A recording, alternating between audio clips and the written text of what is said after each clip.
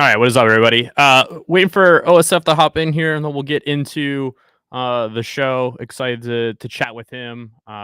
He's been on quite the stream run today, but we'll let him get in here. I think he's wrapping up on another stream, and we'll just hop into it. But hope everybody's doing well.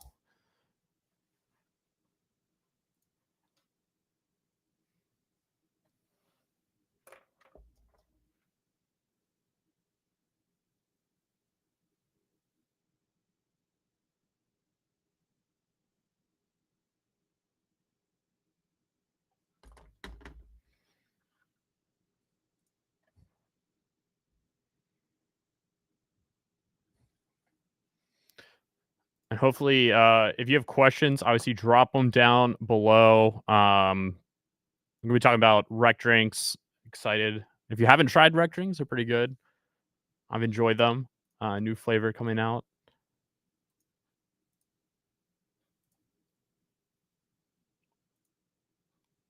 Oh man, dope.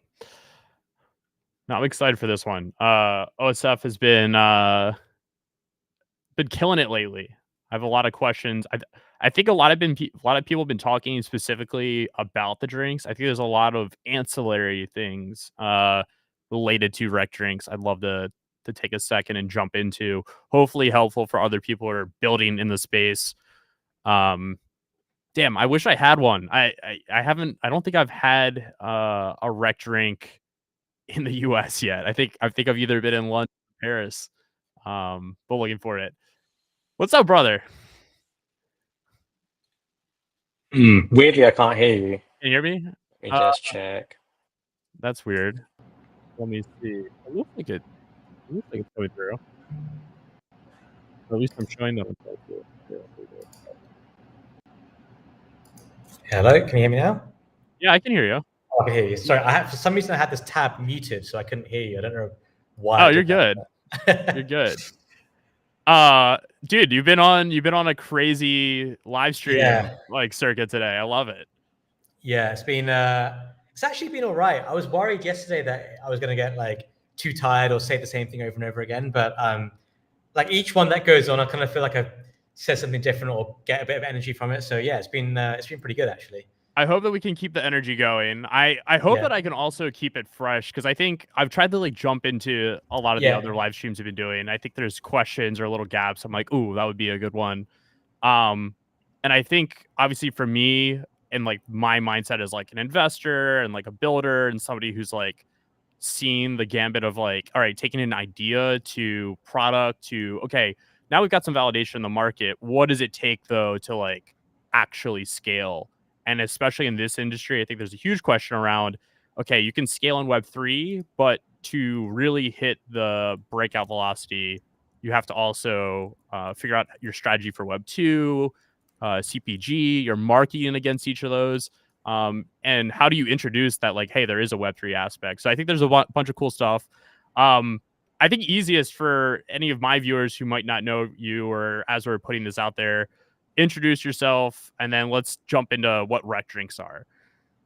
Yeah, so I'm OSF. I've been in the Web3 space for about 3 years now. Oh, 4 years now, I guess. Fuck, time's really gone by. We're getting old, man. I know. 4 years, geez. But yeah, I kind of started out trading stuff, collecting NFTs, etc. Probably like a lot of people who are still here today. And then I also created a lot of digital art, made a collection called Wrecked Guy, which kind of went viral. And about 3 years ago, when the markets crashed and everything, and everyone got wrecked, so we kind of built that community that way. And yeah, we ended up, turning that into what Wrecked is today with Wrecked drinks and Wrecked brands and everything. And that's kind of like now my main focus, I would say. I still like to trade and kind of be involved with markets. I don't think I can ever lose that stuff. But yeah, my main focus now is definitely for sure Wrecked brands. Your background is in trading, correct? That's where you came from and how you got involved. Yeah, exactly. Yeah. So I spent 10 years as a trader in TradFi, and I actually got into crypto while I was still at my old job. quite late. I first bought Bitcoin in January 2021, so pretty late into the game. Wow. Having known about crypto for a long time. I mean, I first heard about crypto in 2012 when I was backpacking in Thailand, and some guy was telling me about Silk Road and what you can buy and shit, and that's when I first heard about Bitcoin. But I was very crypto skeptic all the way until 2021 when I finally convinced myself to buy some Bitcoin, and then just fell right down the rabbit hole since then. Yeah, it's an addictive rabbit hole to fall down. But I think what's interesting is like you started with Bitcoin, then obviously you guys did really well on NFTs. Bored Ape Yacht Club was a big component of that. Then it got into kind of different little ventures that we saw you investing in, and then out of all this became you becoming an artist, which I don't think you were an artist in any way beforehand, or were you? So I used to actually make a lot of digital art when I was a teenager, when I was like 13 to 18. And there was an art community called Deviant Art back then, where you could like post your creations and stuff. But there was no crypto, no NFTs, no real way to monetize it. I just like did it I just did it in my spare time because I enjoyed doing it. I've actually like drawn and even painted a little bit, quite a lot as a kid as well. So, but I turned 18 and I just stopped doing that stuff because you go to university and you do other things that you think are cooler, and then you get a job. And I just never really ever thought I would do that stuff as a career. And it was only when I started collecting NFTs, I was like, maybe I should like try and recreate some of that digital stuff. Now they can do it with an iPad and animate it. And so I just started doing it again, and it kind of took off in a way which I didn't expect, for sure. I'm curious, do you find the Web3 space or like the crypto space an area where like you can kind of just do whatever? Like it doesn't feel like, I feel like in your normal career paths, everybody's kind of like boxed into like, this is how it's been done, and everybody around you kind of expects you to follow like a certain path. Like here, I feel like you could wake up tomorrow and be like, we're launching fucking, I don't know, like scuba masks, like Rex scuba masks, and like as long as there's a reason behind that, nobody's gonna be like, why are you doing that? It's like, oh, okay, yeah, you do whatever. It's Web3. Yeah, I think that definitely has an element of truth in it, doesn't it? You can kind of just do anything and apply like the Web3 badge to it, apply some ability to consume to earn or some reward, and then there you go, you just have this like Web3 thing. I think what I would say about Web3 is, if I woke up tomorrow and I was like, I want to make a scuba diving mask product, or I want to make a drink, or I want to make plushy toys, you can make an amazing product, but you don't have an existing community or consumer base to sell it to, or to be a part of that story or journey. You have to build that from the ground up. Whereas the incentivization mechanism in Web3 allows you to build that community in a really quick fashion. Like if you have some sort of airdrop or some sort of reward, on the first day, you will get at least 10 users, maybe 50, maybe 100, depending on how big it is, right? Right. And that's like, other brands will take like months to get their first customer, you know what I mean? So Web3 is a really accelerated way to actually build, in my opinion, IP, build a brand, build a community, build a following. And then once you have that, if you can pivot it and apply that IP into something that's actually scalable into a world beyond just Web3, that's where you can really nail it. And that's how Luca, I think, just absolutely crushed it. And that's what I think makes this exciting for us now, because when we speak to traditional beverage companies in the drinks industry, it's like, hey, we've already sold out 222,000 drinks, and this is the size of our following. And all of this has come from Web3 and crypto. This is how we've done it, from having zero experience or zero footprint in the beverage industry. That to them is very disruptive and very interesting. And you can show how that growth can scale very quickly. So for us, I think that's gotten us a lot of conversations that we never would have been able to get without having that engine behind us, I think. I think that's something that should hit home pretty hard to people, of like, that is your leverage building in this space. You can be disruptive. You can come up with those little behavioral incentives that you can't do in Web2 to this degree. I'd love to start with the launch of Rec Drinks, because it was one that caught me completely off guard. Of you guys, I mean, I remember being like, all right, I'm going to order a case. And I think I don't know how much longer after. I remember getting back to my laptop and being like, oh fuck, like I can only buy it in England. And then me having to call, because I have the soccer team in England. I was like, all right, I got to see if I can get a couple of cases delivered. Like it turned into this whole thing of like, oh my God, like it went from being, I could just buy it to like sold out almost in a blink of an eye. Walk me through the launch, walk me through the strategy there. Obviously we had a lot of big winners on the token, which was a strong, I think, narrative for the launch. But what was your whole philosophy going into it? Yeah, so what inspired me there was the Solana phone. So the Solana phone was in existence for like a year, 2 years, right? And whatever, it was just there, like no one really bought it. But every phone had a Bonk airdrop. And when Bonk went to like $1 billion, $2 billion market cap, every phone you could claim like a $500 airdrop from, which is worth more than the phone itself. So then when people realized that their phone sold out in like 24 hours, it was crazy. It was crazy. Like being this product out there for 2 years to being sold out in 24 hours. So I thought, wow, that's really powerful. And that's like, you kind of see that already within the Web3 space where it's like, okay, we're going to put a carrot in front of you, incentivize you with an airdrop to come onto our platform. Let's say come onto our L2 and do a bunch of trades, do a bunch of DeFi, bridge capital over whatever it is. And that will then in turn pump that network's revenue numbers, their number of users, all this kind of stuff. And then they get the airdrop. And that's kind of how like Web3 has always worked, really. But I was like, okay, what if you just apply that same thing, but instead of a on-chain product, apply it to like an off-chain real-world product? And I guess the core idea behind it was like, what if people could buy a Rekt drink or buy a pack of Rekt drinks, and when they purchase it, they would actually make money on that purchase because they'd claim some Retcoin on the back of it. And that's kind of how it worked with the Solana phone, right? So that was the underlying idea. So had the idea and we kind of like spoke to people about it, and everyone's like, nah, there's no way how are you going to manufacture drinks? Like, how are you going to connect it to have this off-chain aspect, on-chain aspect? And there isn't a perfect way to do it. And I don't think we did it perfectly, but obviously you can't communicate certain things.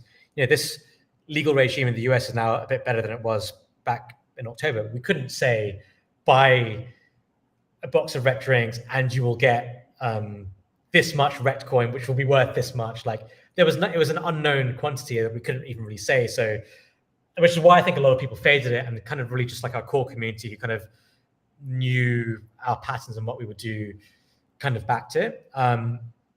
So that was really the main idea. And I think that's why it sold out so fast, because people were like, oh, wow, this is how many points I've made from doing these social quests. And now I get this much points from just buying like one pack of drinks for $69. Like, yeah, that's crazy. And so we just got that thing where I think they started selling out, and then the FOMO just hit. And I think everyone just kind of went crazy. And we actually, we sold out in the US in under 4 hours. And the stock we had in the UK and Europe was around for a while. We actually reallocated some of that stock to the US, which then got the sellout there in under 48 hours. But yeah, we sold out.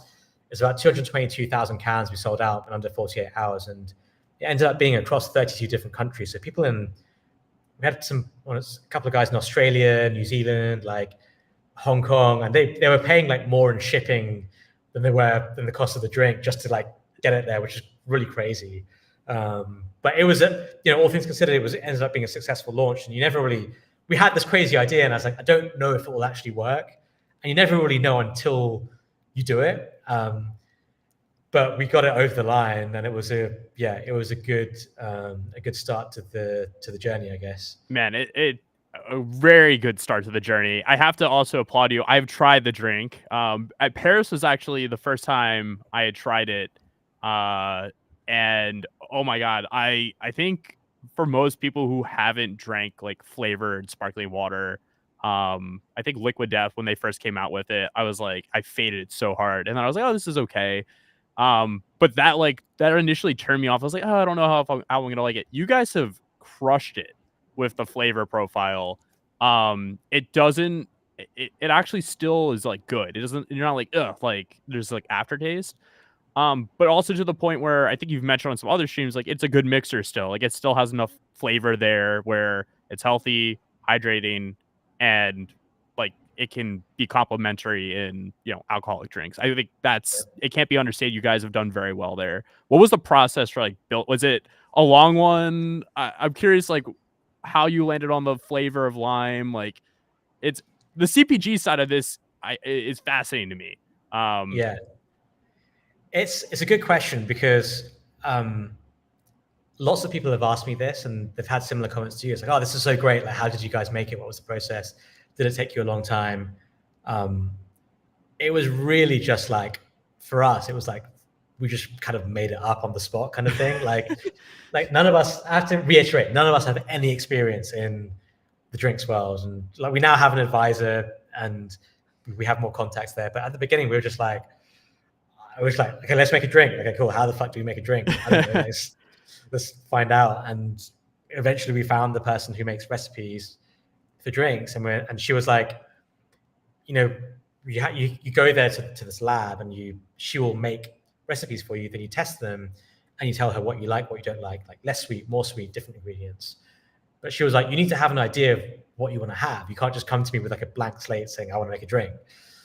So we're like, okay, well, what do we do? And I think we just like, okay, lime is, what's the least offensive flavor? Like something that everyone will drink, the most universal thing. And lime, I think, is just a classic. It'd been wild if you guys have come out of the gate with like pomegranate or something like that. Yeah, exactly. I really didn't want to be too rogue. And I think lime is just simple. It works really well as a mixer. It's something everyone can get on board with. And it kind of has that health kind of feel to it. So, okay, well, let's make a lime drink. And we went to the recipe person, and she's great, by the way. Like, she's made the recipes for many well-known drinks in the UK and also in the US. And that's been all hats off to her for designing this, to be honest with you. But we're like, okay, we want a lime drink. We want it to be sparkling. We want to have low sugar, taste good. And that was it. And then basically she's like, and as we were like, we wanted to have something that's not just like a little bit of like something extra, a bit of a kick. So we're all in this lab and she makes this, the first one she makes, she's like, okay, try this. And we were just like, that's so good. Like, that's amazing. But let's try some more other flavors. We tried the other ones, but it was really that first one. She kind of just like smashed it in one go. So that's so rare. That's so rare. Because I've been involved with like a bunch of seltzers that have gone to market, and I'll tell you, it's like not till like the fourth or fifth time that you've like gone and done the tasting, you're like, okay, you finally got it right. Like everything else is so bad. That's so rare to hear that. She killed it in the first go. And so we took away like, I think 4 different versions basically. And we did a family and friends taste test kind of thing. And we made them all blind. So no one knew what the ingredients were. I think we had like lime and raspberry, lime and pineapple, lime and coconut. And the lime and pineapple one, so the other ingredient in it is pineapple, was the one that people liked the most, overwhelmingly, actually. Like everyone just loved that one. And that was the first one she pulled out. So I'd love to say there was like some crazy, like methodical process of getting there, but we just kind of got lucky. We shot in the dark and we kind of somehow hit the target, which is kind of crazy, but it's not, that's kind of how we've done everything with Rekt. There's never really been like a huge structured plan behind it, I think, until now, really.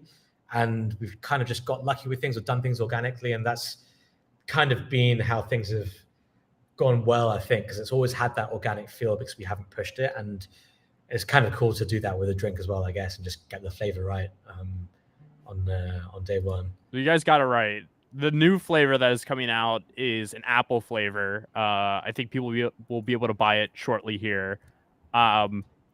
The fact that you guys are iterating so quickly, the fact that it sounds like you're ramping up production, distribution, partners, etc., super exciting. Going off of the first question on like, hey, how did you use Web3 and this incentive, like buying, you'll get, a token back, and that could potentially, it's more than zero. I don't think anybody understood or was able to like come up with like, hey, this is exactly how much I'll get back in points. But going forward, there is still this sense of, all right, how do you keep it going? And I think that's where a lot of projects and founders right now are messing up or are scratching their heads on like, okay, I can create interest and incentive for a initial airdrop, but then what do I do after that that's sustainable? How do I create loyalty? How are you guys approaching that? Is it something you recommend others do? What's your take? Yeah, it's a really good question. And look, I've been in crypto long enough to understand that there's diminishing returns to the reward system. There's the inflationary aspect of it. You can't keep it going forever. And the first one is always the most powerful one. How do you keep it going, basically? So the way that I viewed it was like, okay, we have this like first drop, and if we can sell out on that first drop, we can make some noise in the traditional beverage industry, and then we can get the right partners to help us with distribution and growth and prove to them the size of the community, the engagement we get across socials, and all that kind of stuff. And we've kind of achieved that. The second thing is you want to make people think and make people believe, just like I believe, that there's actual growth in what the reward is. And so, Rect token is at whatever, $21, $22 million FTV. I think we peaked at 120 million back in December or something, and we're down with the rest of the market. But in my opinion, and I want to be careful about speaking too highly of my own token, but in my opinion, like that to me feels like a pretty convex bet. Like if you're able to buy a drink and drink it and earn Rect coin at 20 million FTV, if we do really well and succeed at this stuff and start hitting our targets on drink sales and getting into the traditional world and actually building the drink side of things, the value of that can be a lot bigger. Like you have real upside in that. It's not just another NFT. It's just the same thing. And it slowly gets divested over time as the token supply comes out. But there's some real growth in that. So I think that's one thing I would say to where we are right now. Okay, so then you say, well, what happens if Rect coin goes to $1 billion? How are those rewards still good when you're getting it at that right. that level? And that's where I think these collaboration drops come in. With Abstract, you're going to be able to earn Abstract XP from each drinks purchase, and being able to like partner up with other projects that potentially have tokens coming up that want this level of social and physical engagement that we can produce with Rect Drinks. We can do more of these collaborations. And now that we've done this process a couple of times, we can be pretty quick in packaging things up and getting it out there. And we have more drops. Well, we have more collaboration drops coming up this year, pretty soon actually, that I think are going to be well received. I think with a couple of big projects. So that's a really good business model for us because we can continue to make the drinks revenues. We can continue to get attention, continue to get new community members as part of the Rect ecosystem. It's great for the people we're collaborating with because we have a big community we can bring onto their network and their platform. And I'm on 16 different Abstract streams over these 2 or 3 days and talking about how good Abstract is. Like hopefully that's beneficial for that, and they can have the drinks at their events and everything. And it's a really good, I think, physical like brand enhancer. So it's something we didn't originally plan to begin with, but it's gone so well with Abstract. And to be honest with you, hats off with the team for being so helpful and getting this stuff up and running and helping us out on making this successful. But that's a way I think we can keep the stuff going where it's not just getting Rect coin, but you're getting other stuff and you're getting introduced to a brand new community. I think as our community grows, with each drop, we can kind of be like, we have a big community we're going to bring onto your ecosystem through the medium of Rect Drinks, which is something that I think can work pretty well, I think, and kind of get over the whole like, diminishing returns aspect of it. Right. There's always a new way to like keep it going in some sense, especially when you're collaborating with partners. Are we going to see a pudgy penguins drink, like Pudgy Peach or something like that? We definitely should. I would love to do that. I would really love to do that. I think it'll be a pretty cool drink. So let's get the Abstract one done first, and then we'll tackle the next one. I guess on top of that idea of like abstraction, you guys on the point side, I know when I got the drink, there was a QR code on the drink that you could scan and earn points. Your loyalty system is all in-house, correct? You're doing points, and then Abstract is its own separate thing of getting XP there. And that also kind of leads you into like, we've seen Cato do this really well, which is this whole idea of like, all right, how can you incentivize a community to go vote, to earn points, or to yap and talk? Is there like an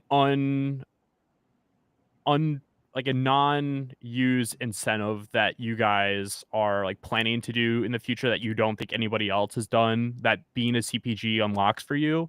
And obviously like the purchase of the cases was, you know, a somewhat unique one. We have seen like purchase to receive. But I'm curious, like even on the content side, I've noticed you guys have done some stuff around the golf world, influencer marketing. When it comes to user generated content, is that one? I'm just trying to figure out like where the unlock from like a CPG standpoint is for you guys. Yeah, it's a good question. You know, we have about 40% of the supply of Rekt tokens still held by the Token Foundation, and oh wow, that's it's a lot. Yeah. That's earmarked for community. It's all earmarked for community, and obviously some of that goes into these drinks drops. But I think we can start to use some of that as reward mechanisms for community. So it's like, you know, let's say here's a bounty for getting a famous celebrity to drink the drink and post it, you know, on their socials. Here's a bounty for the person that gets it into their local store, their local pub, their local bar. We can use these things to sort of like empower and turbocharge the community. And I think that's going to be, I would say that's going to be phase 2 of what we're doing. I think phase 1 right now, we have the right contacts, the right pieces in place. I think on the traditional supermarket side and getting things in a world where people are like, oh wow, I can't believe Rekt drinks are here. That's huge. I think we're on the right path there. It just takes a bit of time, but I really, really do believe we're on the right path. So focus is getting that done first. But then it's also about enhancing that experience as well. So like, as you mentioned, in NFT Paris, we had something where you could actually scan the can and claim Rekt coins straight away in like, you know, in 3-4 taps, whatever it was. And so in my mind, it's like the ability of, let's say we get Rekt drinks into tier 1 supermarket in the US, which has become more crypto friendly, and for every can you're able to scan it and claim some Rekt coins or whatever it is. And I think the nice thing about our tokenomics is we can say, you know, claim 1 million Rekt coins, which is, you know, worth whatever it is, like a few cents right now, but it feels like a lot, right? I'm claiming 1 million Rekt coins, and that's like a huge onboarding mechanism. It's a huge marketing mechanism. It's very, very powerful. And I think that's what we're on the path to doing. It's just about having the rails in place to do it in a way where it can't be exploited, if that makes sense. But you know, the worst thing is like someone hacks it and takes, you know, North Korea hacks it and takes 40% of our Bitcoin, and then we're screwed. So I know. When I was doing some research on what you guys have done, because I do think from like a founder perspective, you are a founder that should be studied. I think very smart in tune and makes conscious business decisions. But from the brand perspective, you guys have made some choices that I think are very, very smart. I kept coming back to like old, like Coke incentives of like, okay, what did they do originally? There are like the famous one of like the 1,000,000-mile guy who like got all the miles and it was like lifetime fly anywhere for free. And then I think there's a lot of interesting early on incentive programs that have worked that will mirror, I think, the path you guys are heading down, as I can kind of hear you talk around some of the plans that are to come. But you guys are focused mainly here, it sounds like, on getting distribution. That is it isn't going the direct to consumer. It is like, hey, we want distribution at scale through these retailers. Yeah, I think we'll have both, but direct to consumer is great because you can make a ton of gross profit margin. Like we made all the gross profit margin from the last sale. And the reality is when you go through distributors and wholesalers, you give up a lot. Most of it. Yeah, you give up a ton of it. But the drinks business is a revenue game. It's like, how can you grow your top line as much as possible and get as much market share? And it's like the drinks business is kind of like booming on these functional drinks. Like you had Poppy, which I think was bought by Pepsi for like $1.5 billion. You had Ghost Energy that was acquired for $1 billion last year. Yep. You had Olipop, which raised at like a $1.9 billion Yep. valuation. Like Celsius as well is another one, which is, I think, $1.5 billion. So it's like crazy numbers, right? So I think we have to, in order to get to that level, which is our aim, that's our target. We want to get to the level, these levels of these guys. We need, number one, we need to have products that are functional. So rec drinks in the form of flavored sparkling water is not going to be the end of the story. We're working on more stuff right now, which will come out later this year.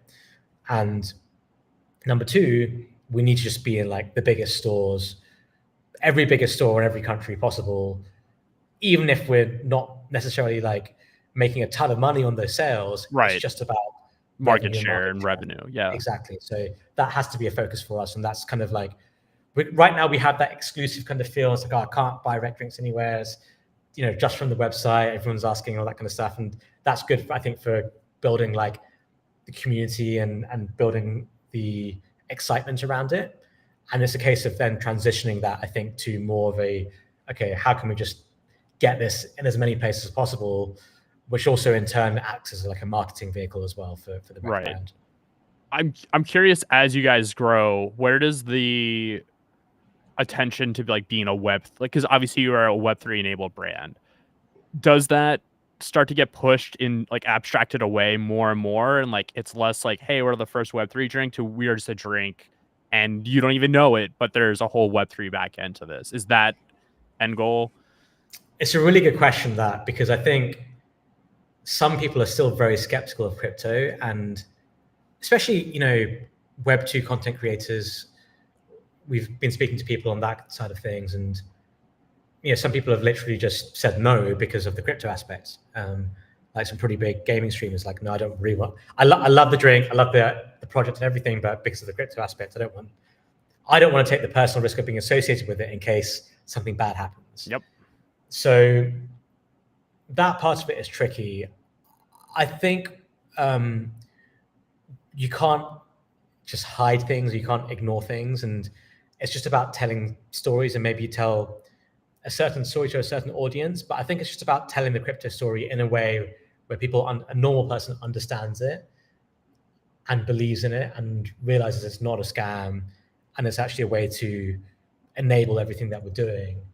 And part of that is, I think, longevity. It's about like, okay, these guys didn't just do a quick thing for a couple of months and then rug it and then leave. They've been doing it for 2 years, 3 years, 4 years, 5 years. And for us, like, Rekt as a whole has been going for about 3 years now. So I think within the Web3 space, we have that trust because people know that I'm not just going to rug it or walk away like I'm fully doxed. Well, yeah, your name alone, I think, has established that you're not going anywhere, and there's a real authority behind it. Right. But in the Web2 space or in the traditional space, no one knows me. So it's about building our presence there and telling that story. So then people realize, like, oh, okay, like, these guys are a crypto-enabled brand, and they've used crypto ideologies to help themselves grow and reward their community. But they haven't just been doing it. They weren't just a one-hit wonder. They haven't just been doing it for 1 year, a couple of months, whatever. They've been doing it now for 2, 3, 4, 5 years. And, you know, I've had 4 years in crypto to build this reputation. I may need 4 years in the traditional space to build that reputation. I don't know. We'll see how it goes. But I don't think hiding the crypto stuff is the way to go. I think it's just telling the story over time to get people to trust us will give us the best shot of doing it, which I hope tells a good story. You know, better crypto success stories, I think, is a good thing. And I hope it helps people change their view on the space if they have a negative view right now.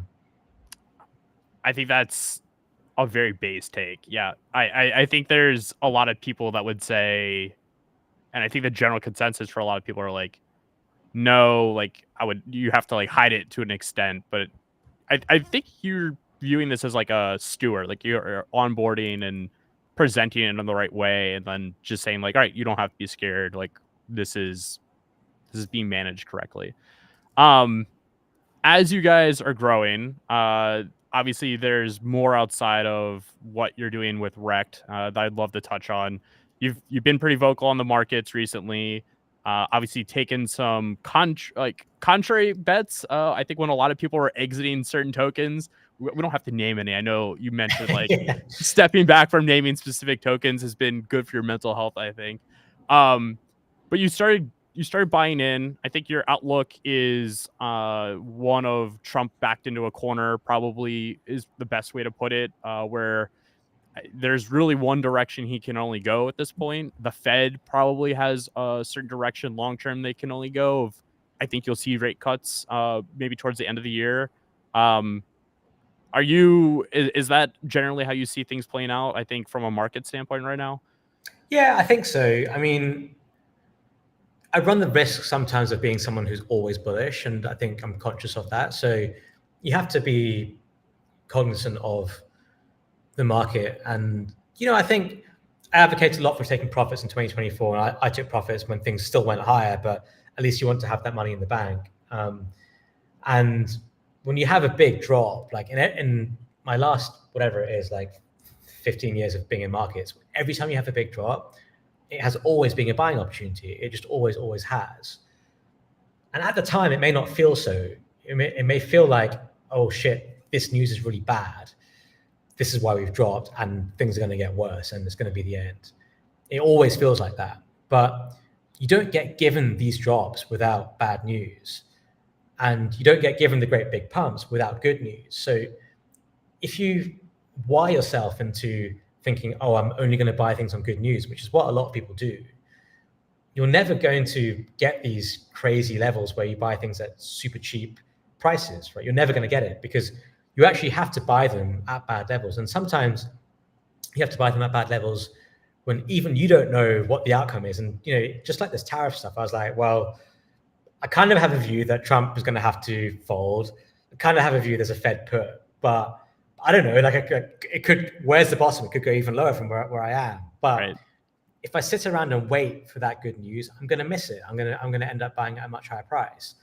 And I'd much rather just use chips to DCA and average down until it gets to a point where you can't anymore. Everyone gets to that point at some point, and then you just have to hold. And you have to be patient and you have to wait. And that's just the reality of the situation.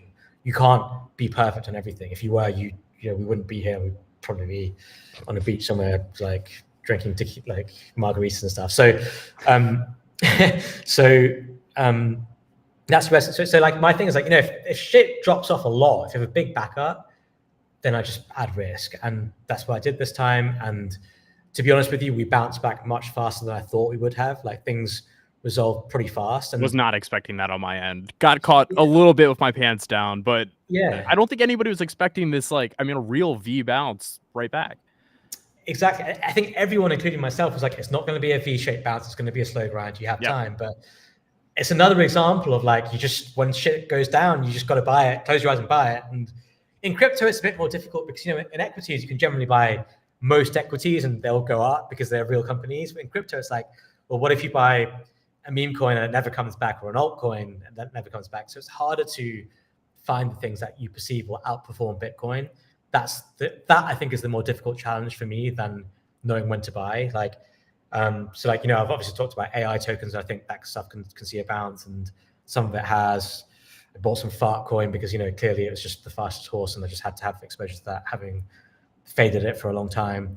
So that's the harder part. But yeah, just sometimes I was out the money on so many of my buys, and I'm just like trying to wire fiat back into crypto, which I haven't done for a long time, to keep averaging down. It's just like it gets bloody, and I'm not sitting here saying I was doing that with great confidence and I never flinched and that was fine. Like you do it and it feels horrific, but I always know when I feel like that, that's when I should be buying because it's going to come good at some point. Yeah. The ones that feel the worst are always the best prints. Yeah, for sure. I think that's kind of where the meme for oh, he's sold, pump it, it is in that moment where you're hovering the sell button and you're least confident in your trade. That is ultimately probably the best time to buy in most cases. Obviously there's a huge asterisk on that comment, but you should be waiting for that blood, that painstaking moment as almost signal of, okay, there is good news that can follow here that puts it higher. I'm curious from your perspective, obviously being a trader, a question that you probably get asked a lot, but maybe I'll try to phrase it differently, is I think everybody asks, well, how do you know, like, how are you arriving to that idea? How are you arriving to that trade philosophy? What is, outside of going and getting a job in finance and learning some of the discipline and techniques that are used, what is your suggestion for people to like be able to like decode what is happening in the market, or at least maybe what your strategy for that is? Yeah, I think it's really important to have an understanding of macroeconomics. Like, it's just, crypto is a risk asset, and risk assets move based on various macro factors. It may not happen on a day-to-day basis, but over a long-term basis, it's important to have that overall picture. I don't necessarily like trade day-to-day that way, but I will have my overall risk ideas and length of positioning based on that. So having an understanding of that is important. It's difficult to say, where do you go to learn that stuff? And I honestly think one of the best resources for it is the Real Vision guys. Like, Raoul Pal is awesome. Julian Bissell is amazing with his charts and stuff. Like, you may need to have a basic understanding to understand what they're saying, but that is some of like the best macro content I think out there, which is very relevant to crypto, which I would say is like industry grade content. Like, that was the kind of stuff I would get from my desk analyst when I was back as a trader, where I'd be like, cool, I'm glad I knew that. Now I can go out and do this. Like, and these guys are all ex-TradFi guys as well. So it is, I think, the best content, because their stuff is not just, it's not just like random research reports you read, which doesn't help you trade or not telling you anything. They're giving you indicators that will potentially predict price action, and they may not always be right. Like, no indicator is perfect, but Right.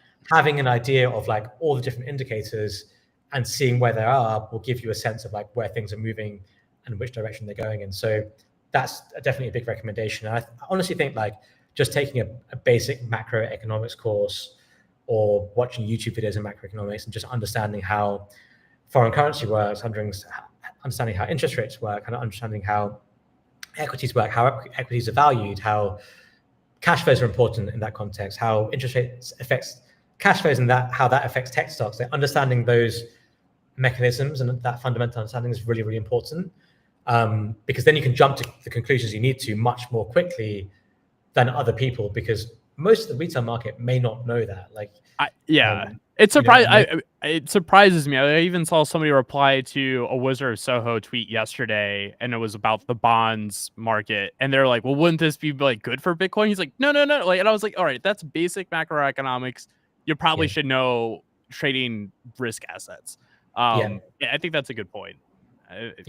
You gotta, I think the macro has become a bigger and bigger part. And I think also the fact that you can make the argument that we're more and more kind of aligned to the general market at this point. We're not kind of like isolated and off doing our own thing as like the crypto guys, and that you have Wall Street, you have institutions also looking and trading based on the macro, further solidifies that as an area to study.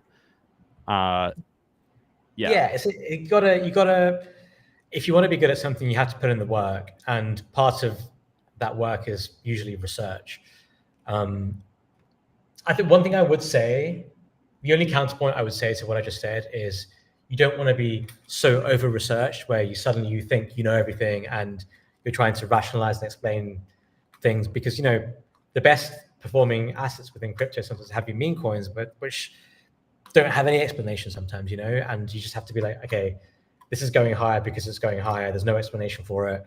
I've got to buy because it's going higher. So I think it's important to have an understanding of it. Like, what I'm saying is to understand what all these things mean and how they all interact, but don't make your entire personality and trading strategy around it, because it's not, understanding it is important to then make your decisions, but using it to make your decisions is not the same thing and not always successful, if that makes sense. Don't become a macro maxi. Exactly. That's exactly right. On the other side of the market, I think there's the venture market, which you've been pretty active with. Recently, I think you invested and helped launch Yeet, which I think I also kind of wanted to touch on, like, the gamification side that we've seen within crypto. And I think obviously the gaming side or the gambling side has always been hand in hand. Do you mind touching on that? Also, how you see the venture market shaping out right now? I think you more than anybody have seen the good and the bad of the venture side, and we've been alongside each other for some of them. Yeah, absolutely. Yeah, so Yeet is something that Mando and KBM wanted to do, and they spent I don't know, best part of a year and a half doing it, basically, which is pretty a long time, which is pretty crazy. So it's just like a crypto casino, basically, and I think they have a lot of good ideas for it, and obviously a good market and mind share for it and pushing it. So hats off to them for getting that over the line.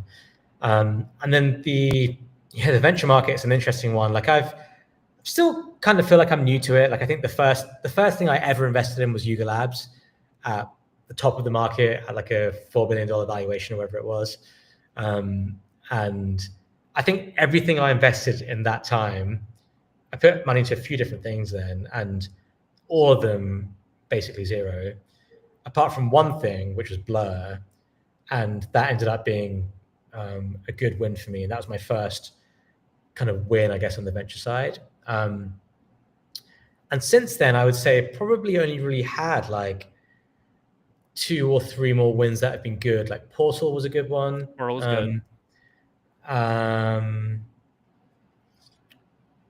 It's kind of it, really. What are the other ones? I'm trying to think what the other ones are. I've done a lot, so it's tough to always remember them. But something that I found is that you'd invest. What I found is you had that period of like end of 23, beginning of 24, where Portal went crazy and everyone's like, fuck, I need to just do this like angel stuff and get my tickets in. And what you realize is like you're kind of investing money in a hot market where valuations start to creep up quite aggressively. And then you're like, well, you do the math, and you're like, well, there's still a good valuation, there's still going to be worth this, it's still going to be fine. Then you realize you have the risk of teams executing and getting the tokens out in time, which, rarely happens. Yeah, 9 times out of 10, everything is delayed. So that drags on. Then you realize you don't get anything at TGE. So you don't, unless they have perps or something which you can short on the other side, which is kind of like not really cool as an investor. You can't really monetize it. And then so by the time you invest and you get your tokens over the next 2 or 3 years, unless they've like completely crushed it, you don't make that much money. And we've definitely had some investments where like tokens are now finally starting to vest, and we're like, cool, we've made 20% or 30%, or maybe we're down on some of them, which is fine. Like in the traditional world, they'd be like, oh, great, 20% is great. But like, if you think about how that capital could have been used in that time, right? Yeah, in liquid assets. Yeah, Farcoin, for example. I look back at a lot of stuff and I'm like, you know what? I'd be sitting on a little bit more money right now if I had liquid. Dude, even just Bitcoin. We're putting money and stuff in like Jan, Feb 24, where we've made like barely anything on it, and you could have bought Bitcoin then and done like a 3x, right? Like 2.5x. Like it's and something liquid that you can literally monetize and walk away from without any guilt of selling or anything like that. If you haven't even thought about that yet. So after that, I kind of held back on putting in new tickets. I think Portal was really good because I put money into that in November 23, which was like, okay, they're raising at a valuation which is still really low, but you can kind of see the market taking off. And by the time the tokens would vest, and it would be good. And fair play to Joe and Don and those guys, they actually launched the token and executed it on it and got it out in time when the market was still strong. So the founders did a good job there and actually getting it out. So that ended up doing well. But it's for every one of those, you have 10 bad ones, 20 bad ones, whatever it is. So for now, for me, I think like it's a sentimental thing. Like if I like the project or if I think it's cool, then I'll put money in. If it's someone I want to support, I'll put money in. But if it's to make money, I think it's a really big hurdle for me right now. Yeah. A lot of things have to, line up for me to put money into something like that, I think now. Yeah. I would agree with that sentiment for sure. it's hard. It's a really hard industry right now, especially if you're being aggressive valuations to have a good exit for investors. But obviously you guys have executed well with Rekt. You got the token out. I think people are very happy. I think the valuation from my perspective right now is it's incredibly appetizing if you think you guys can execute, which I think you guys have proven time and time again. I think even I see it in the chat even here. People want hats. They want to rep the brand. There's love for it. I want to rep it. I want a Rekt fridge. I want like a light up green Rekt fridge for like behind the street. Like you guys have done well. It's incredible. Are you guys gonna do a merch drop at some point? Like we will, yeah. So we've done the drinks. We've got flavor sparkling water. We will have more drinks, which will be different. So they will kind of be down the functional path of things, which is the kind of like the hot section of beverages right now. We'll have other products that aren't just drinks that you can consume, whether it helps your energy or focus or anything like that. So all that stuff is in development right now. And we'll have merch. Like I think being able to rep merch is a really big part of identifying with the brand. I think if we just did merch to begin with, it wouldn't have really worked as well. Whereas now you have the whole drink story out there, people now feel more inclined to buy it. So yeah, I do see comments asking about the cap and stuff. So far, we've given out this merch for free at events, but we will have merch available from our store hopefully soon. Currently in the process of designing it and getting it so it's at a good quality and something people will want to have. But yeah, not in the not too distant future, you'll be able to buy merch and lots of other products from the Rekt store. Dude, I'm excited. I'm excited. It's really great. I know we have a code here. I don't want to wait till the very end. I know a lot of people have been asking for it. I don't know. Do you want to say it and let people know how to claim it?